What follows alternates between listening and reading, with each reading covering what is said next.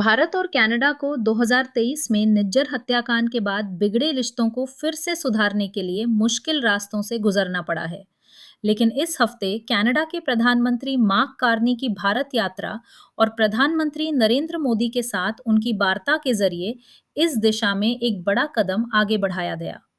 ये प्रक्रिया पिछले साल सार्वजनिक रूप से भारत पर उक्त हत्या में शामिल होने का आरोप लगाने वाले कनाडा के पूर्व प्रधानमंत्री जस्टिन ट्रूडो के पद छोड़ने के बाद और उनकी जगह कार्नी के आने व मोदी को कनाडा के कनानास्किस में G7 सम्मेलन में भाग लेने के न्योते के साथ शुरू हुई।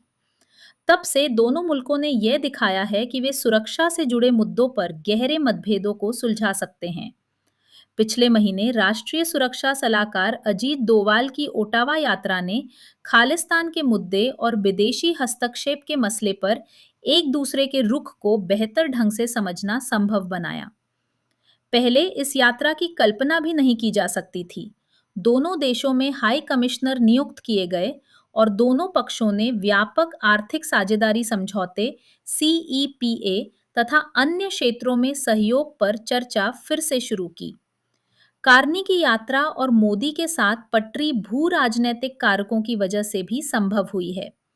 अमेरिकी राष्ट्रपति डोनाल्ड ट्रंप के व्यापार एवं शुल्क और विदेश नीति के मसले पर एक तरफा कदमों ने दुनिया के अधिकांश मुल्कों को अपने रिश्तों में विविधता लाने और ऐसे साझेदार तलाशने के लिए प्रेरित किया है जिनके साथ वे पहले रिश्ते नहीं बनाते थे। राजनीति के घोर यथार्थवादी चरण में भारत और कनाडा ने चीन के साथ रिश्ते बहाल कर लिए हैं। हालांकि चीन के व्यापार और आपूर्ति श्रृंखला पर नियंत्रण को लेकर आशंकाएं बनी हुई हैं। अंत में जनवरी में दावोस में दिए गए कार्नी के भाषण की गूंज भारत में भी सुनी गई। इस भाषण में उन्होंने महाशक्तियों की गतिविधियों के खिलाफ मध्यम स्तर की ताकतों और बहुपक्षवाद का आह्वान किया था।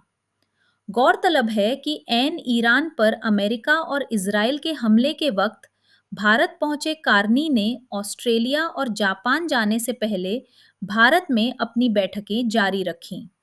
दिल्ली में भारत और कनाडा CEPA के संदर्भ की शर्तों पर राजी हुए। इसका मकसद इस साल व्यापार समझौते को पूरा करना और भारतीय परमाणु रिएक्टरों के लिए कनाडा के यूरेनियम की आपूर्ति के वास्ते 10 साल के समझौते को अंतिम रूप देना है।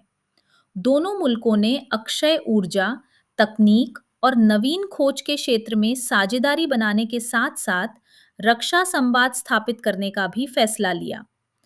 लेकिन 1970 के दशक से मुख्य रूप से खालिस्तान के मुद्दे को लेकर रिश्तों को बिगाड़ने वाली दुर्भावना के इतिहास के अध्याय को पलटने के लिए ज्यादा स्पष्टता और विश्वास की जरूरत होगी।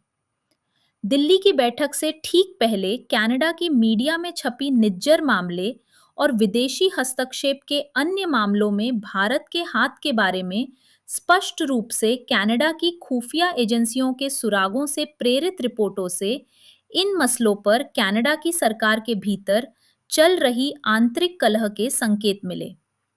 संयुक्त बयान में भारत और कनाडा के बीच चरमपंथी समूहों एवं पार राष्ट्रीय दमन को लेकर लगे आरोपों से जुड़े मुद्दों को भले ही नजरअंदाज कर दिया गया, लेकिन अगर इन मुद्दों को अनसुलझा छोड़ दिया गया तो ये फिर से सामने आएंगे। खासकर वैसी स्थिति में जब कनाडा के अधिकारी निज्जर मामले में मुकदमे की दिशा में बढ़ रहे हैं। दोनों मुल्कों के बीच सफल साझेदारी के लिए आपसी मतभेदों पर ज्यादा ईमानदार बातचीत और सार्वजनिक व्यवहार में पारस्परिक सम्मान की जरूरत होगी।